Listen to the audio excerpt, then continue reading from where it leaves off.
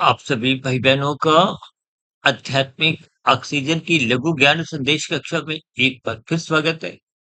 जैसा कि हमारे चैनल का नाम ही देखिए आध्यात्मिक ऑक्सीजन है। देखिए भौतिक स्तर पर आपको मैं ऑक्सीजन प्रतिशत चाहिए है और हम लेते हैं। लेकिन मन बुद्धि के स्तर पर सूक्ष्म शरीर, कारण शरीर के स्तर पर जब ये आध्यात्मिक स्थितियाँ मजबूत नहीं होती, यानी कि ज्ञानमय स्थितियाँ मजबूत नहीं होती।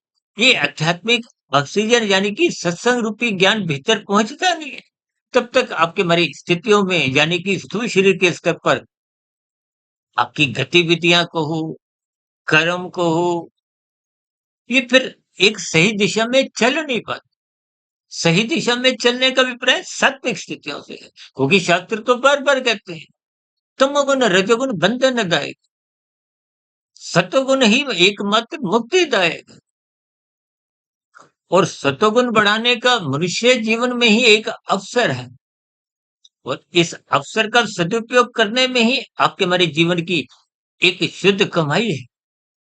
यदि इस शुद्ध कमाई से आप और हम वंचित रहते हैं, तो भौतिक जगत पे तो देखिए हजारों नहीं लाखों, करोड़ों, अरबों, खरबों कितनी भी दौलत इकट्ठी कर लो, वो तो मरते समय समाप्त समझेगा और स्थितियां जीवन के अंतिम क्षणों में, वृद्धावस्था में ये कमाई गई दौलत का भी आप और हम कोई उपयोग कर नहीं पाते क्योंकि उपयोग करने वाला स्थूल शरीर है।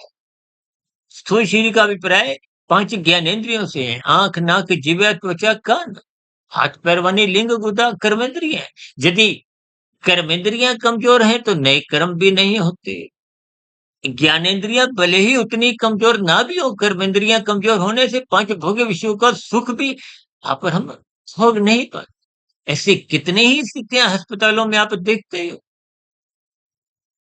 कि स्थूल शरीर के स्तर पर आपके हमारे भोजन की स्थितियां तरल पदार्थ के रूप में कृत्रिम नली द्वारा पहुंचाई जाती है और कहीं-कहीं तो मल मूत्र त्यागने की स्थितियां, निकासी की स्थितियां भी कुछ ऐसे ही कृत्रिम यंत्रों द्वारा उपलब्ध करवाई जाती।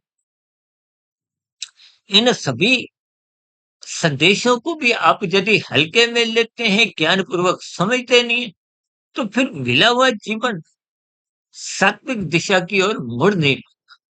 इसलिए मेरी आप सभी भाई-बहनों से बार-बार एक विनती बनी रहती है कि गीता का 13वां-14वां अध्याय पढ़ो। प्रकृति के 3 गुण तमोगुण, रजोगुण, सतोगुण की स्थितियों को समझो।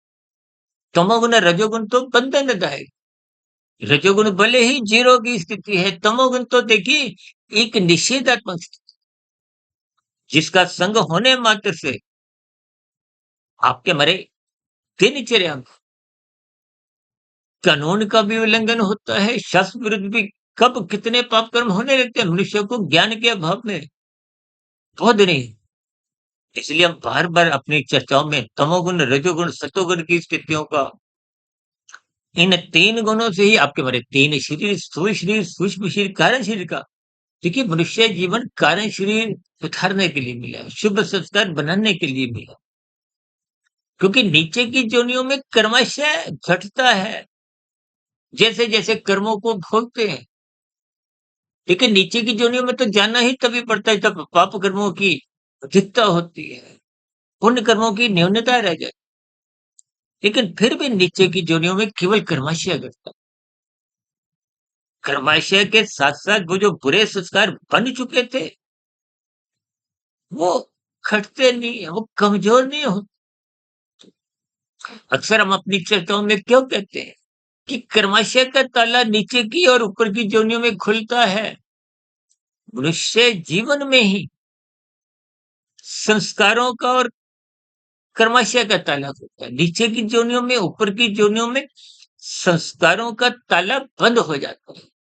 यानी कि संस्कार यथास्थिति में बने रहते हैं। अब नीचे की योनियों में तो तभी जाता है जब मनुष्य के पाप कर्मों का कर्मशय अधिक होता है। जब कर्मशय बुरा होगा तो संस्कार भी अच्छे नहीं होते।